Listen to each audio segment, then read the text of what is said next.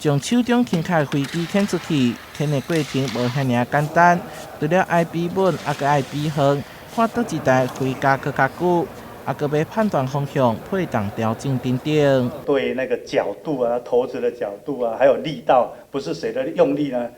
用力可能只会丢得远，但是一下就掉到地上了。第13届全国数字机飞行比赛，由台南市德桥国中的2位学生摕下第1名。虽然是偏乡学校，不过对科技创造培养是相当重视。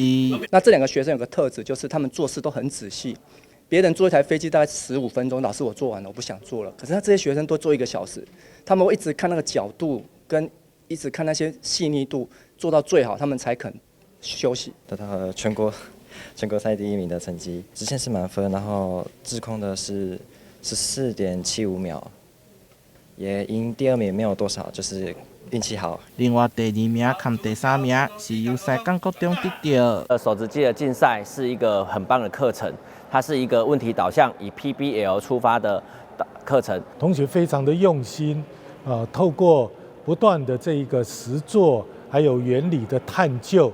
那才能够有今天这样子的一个成绩。这次进步了全国第2。感谢我的主任还有老师同学。在比赛过程当中，学生除了学到相关知识，所培养出的团队合作、勇敢挑战的精神，更是难能可贵。高桥调地心会恭喜这种团队以外，也勉励继续努力，为台南市争取荣耀。